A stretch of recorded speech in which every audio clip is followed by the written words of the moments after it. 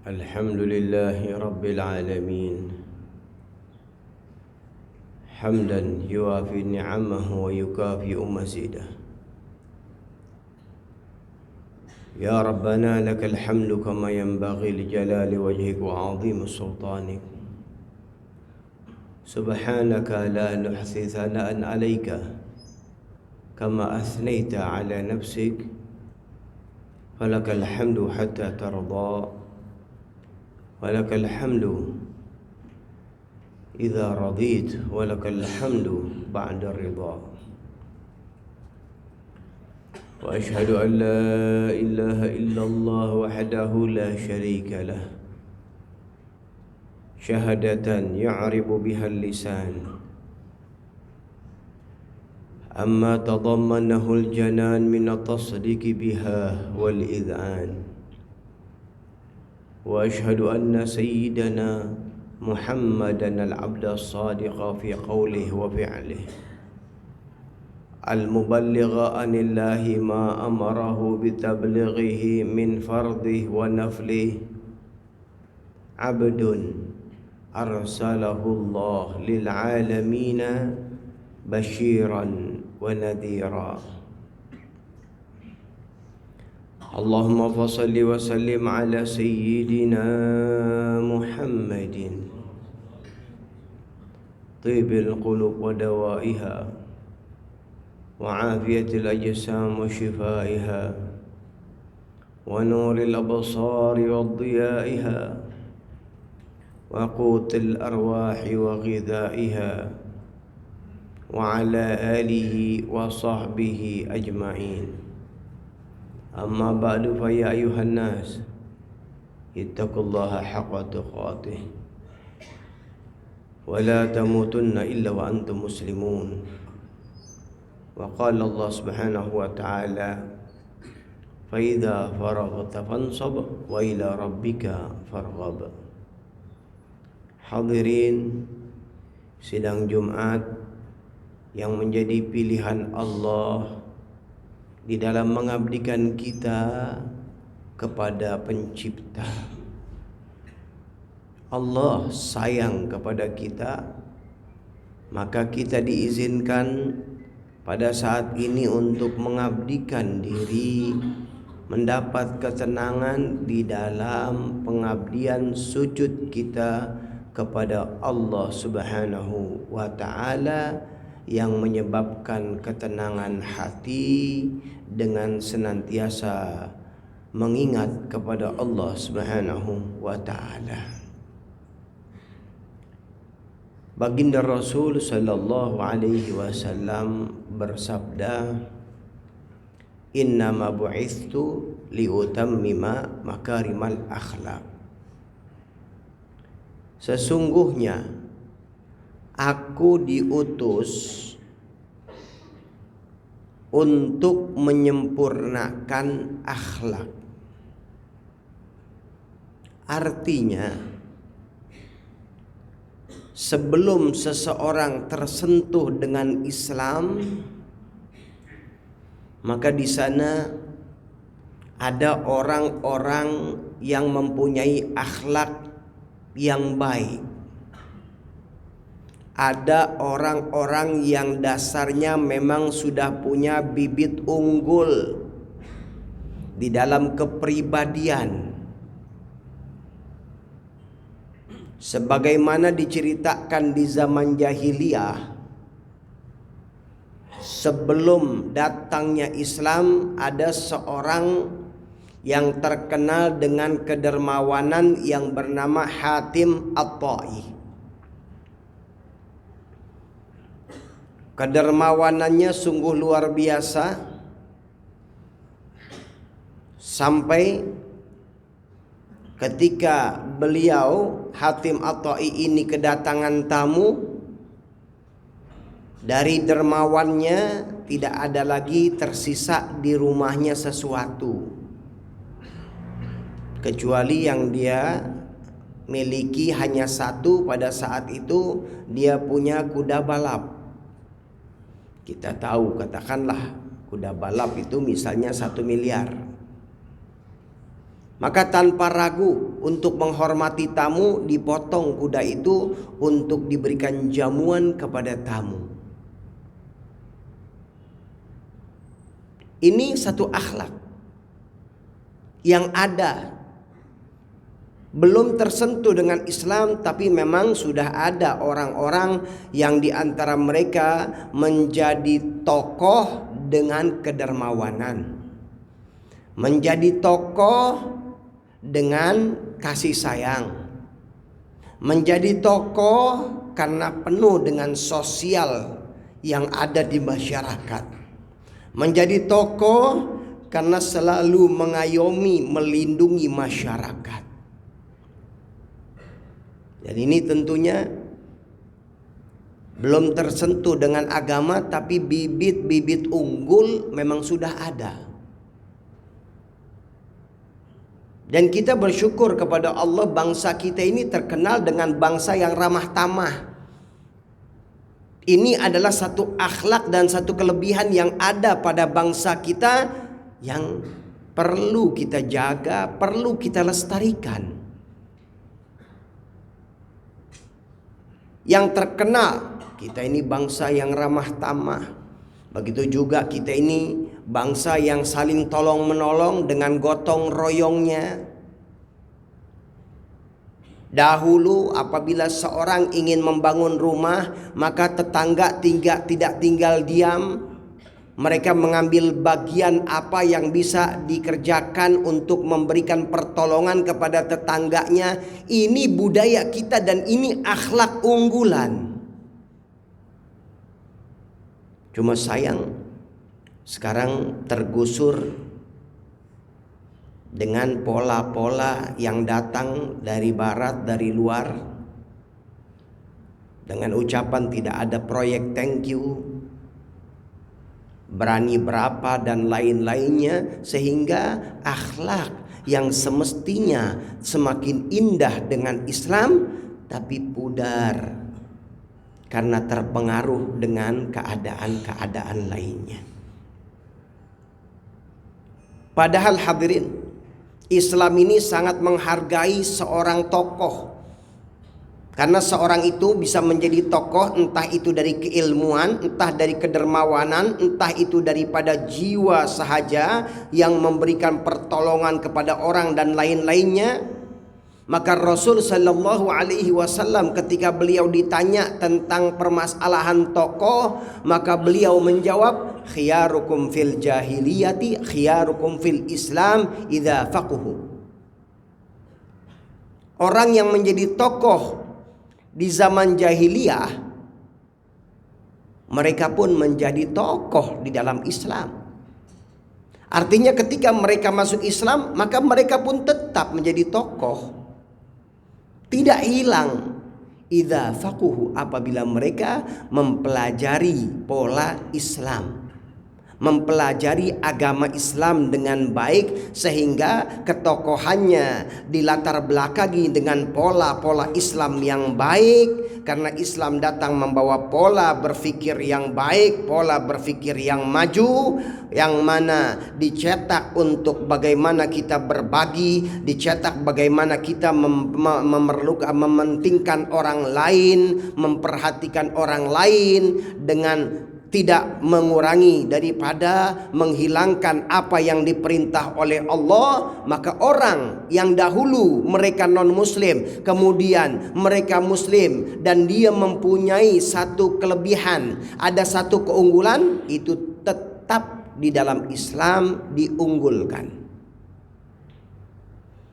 Contohnya Khalid bin Walid. Waktu perang Uhud itu Khalid bin Walid adalah pimpinan panglima perang daripada Quraisy yang menyerang kaum muslimin. Akhirnya Rasul sallallahu alaihi wasallam ketika gencatan senjata, beliau mengabarkan kawannya, kabarkan kepada Khalid, bukankah dia anak muda yang berakal? Silakan dia pikirkan tentang Islam. Akhirnya tidak lama kemudian Khalid bin Walid datang ke Madinah, masuk ke dalam agama Islam, dan pada saat itu Khalid bin Walid dijadikan pimpinan perang, panglima perang di dalam Islam. Begitu juga Raja Najasyi Afrika yang pada saat itu masuk Islam. Maka sebelum Islamnya ini raja terkenal dengan raja yang adil. Ketika ditawarkan Islam, pada saat itu agama Nasrani dia, kemudian ditawarkan Islam dan dia pun tersentuh karena memang banyak dari bala Alkitab yang menyebutkan tentang Nabi terakhir yang dia sampai kepada beliau pun masuk Islam dan beliau pun tetap menjadi raja yang adil, yang hebat, yang istimewa. Hadirin rahimakumullah. Terkadang ada ucapan di luar negeri kita dapatkan Islam tapi tidak kita dapatkan umat Islam. Tapi di negara Islam kita dapatkan umat Islam tapi keislamannya tidak terlihat. Mohon maaf, bukan salah agamanya. Tapi yang perlu dipertanyakan sejauh mana pendidikan-pendidikan yang ada. Sejauh mana kualitas pendidikan untuk menciptakan manusia yang berkualitas, untuk menciptakan tokoh-tokoh. Karena konsep dan teori yang ada dalam Islam ini sudah cukup. Tapi bagaimana pengaplikasian, bagaimana pengamalan yang ada pada kita, ini yang perlu kita pertanyakan.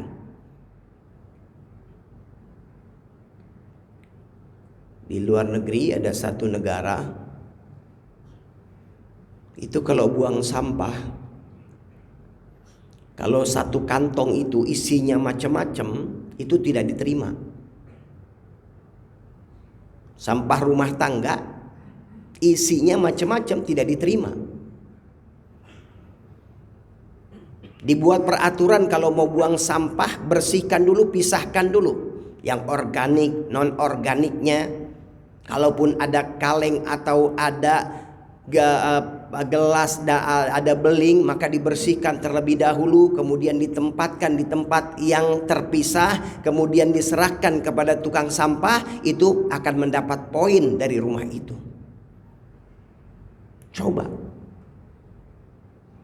ini kualitas pendidikan, ini berbicara tentang kualitas pendidikan. Kembali kepada bagaimana kepribadian kita dan bagaimana kepemimpinan yang ada, baik dalam kepemimpinan rumah tangga, kepemimpinan lingkungan sampai atas. Bahkan ada di satu negara, ketika ada seorang buang puntung rokok di jalan, maka warganya langsung memungut puntung rokok itu, kemudian mengambil dan aspalnya itu dibersihkan dengan tisu. Subhanallah, sehingga orang yang ingin melakukan pembuangan rokok itu sembarangan, mereka pun kena mental. Ini pendidikan, dan bangsa kita mesti ada kesadaran di dalam pendidikan. Mohon maaf, tempat sekolah yang semestinya mendidik anak-anak kita, terkadang ketika anak dididik di rumah, kita masukkan anak-anak kita ke sekolah, ada kekhawatiran dari orang tua rusaknya akhlak anak-anak kita itu banyak di dalam pergaulan sekolah. Terkadang kebun binatang itu keluar semua dari mulut anak-anak pelajar. Kata-kata yang kotor, kata-kata yang jijik, kata-kata yang menjijikkan keluar. Apakah ini pendidikan? Apakah ini berkualitas di dalam cara berpikir tentang pendidikan?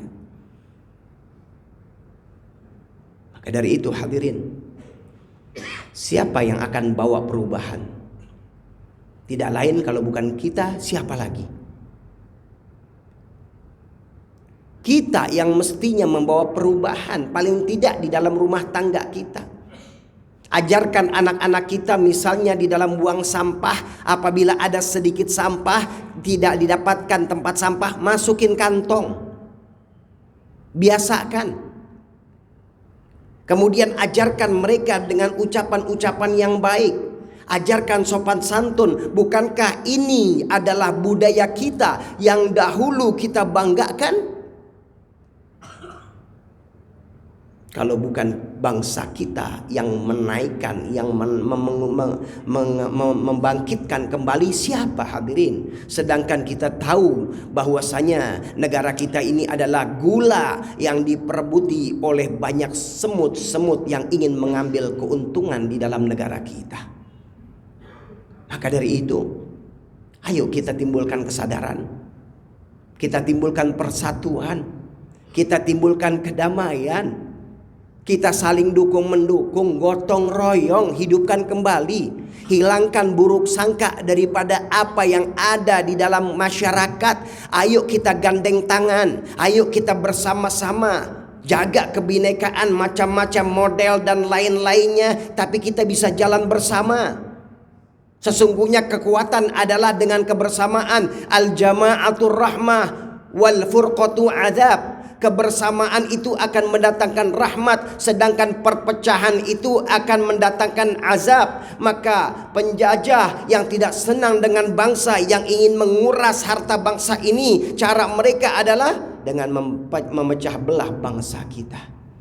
Mudah-mudahan Allah Subhanahu wa taala bukakan kesadaran kita, dan Allah tinggikan, Allah tingkatkan pendidikan anak kita di dalam akhlak, di dalam kepribadian, di dalam moralnya, dijadikan mereka orang-orang yang bersahaja, punya keberanian, dengan sopan santun yang baik, dengan mempunyai martabat yang baik. Dan mudah-mudahan Allah Subhanahu wa taala bukakan anak-anak kita semua pengetahuan agama, pola-pola agama yang menjadikan kita menjadi manusia-manusia yang tangguh, manusia-manusia yang berbuat tanpa pamrih, karena yang kita cari adalah keridhaan Allah Subhanahu wa taala dan rumah masa depan kita yaitu akhirat. Mudah-mudahan Allah maafkan dosa kita, jadikan ilmu kita bermanfaat, hati kita senantiasa dijaga oleh Allah Subhanahu wa taala. Amin ya rabbal alamin. Ibadallah, Allah Subhanahu wa taala yaqul wa bi qawli yahtadil muhtadun. Bismillahirrahmanirrahim. Inna a'tainakal kautsar fasholli li rabbika wanhar inna syani'aka huwal abtar. Barakallahu li wa lakum bil Qur'anil azim wa nafa'ni wa iyyakum minal ayati wa dzikril hakim wa taqabbala minna tilawatahu innahu wasamil alim fastaghfiru innahu wal ghafurur rahim. Allahumma salli ala sayyidina Muhammad wa ala ali sayyidina Muhammad.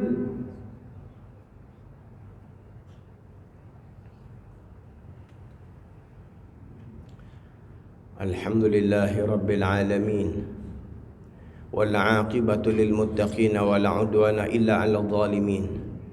Wa ashhadu an la ilaha illallah wahdahu la syarika lah wa ashhadu anna sayyidana Muhammadan 'abduhu wa rasuluh arsalahu bil huda wa dinil haqqi liyudhhirahu 'ala ad-dini kullihi walau karihal kafirun. Allahumma fassalli wa sallim 'ala sayyidina Muhammadin salatan taghfiru biha dhunub wa tuslihu biha al-qulub wa tantaliqu biha al-usub wa talinu biha as-su'ub wa ala alihi wa sahbihi wa man ilayhi mansub.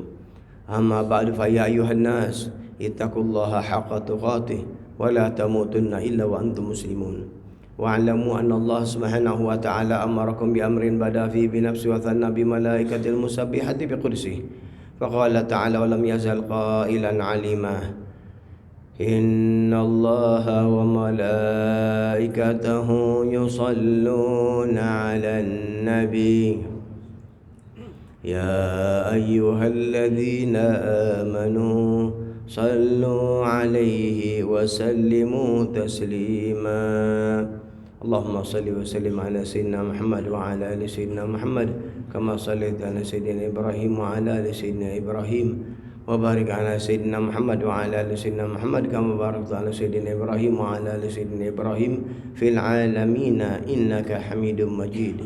وارض اللهم عن أصحاب رسول الله خصوصا الخلفاء الراشدين سيدنا أبو بكر وعمر وعثمان وعلي وستة الباقين ورضي الله عنهم أجمعين. اللهم اغفر للمسلمين والمسلمات والمؤمنين والمؤمنات الأحياء منهم والأموات يا قاضي الحاجات ويا كافي المهمات يا رب العالمين. اللهم عافنا واحفظنا وانصرنا وفرج عنا والمسلمين. اللهم أصلحنا وأصلح من في صلاحه صلاح الإسلام والمسلمين ولا تهلكنا وأهلك من في هلاكه صلاح الإسلام والمسلمين.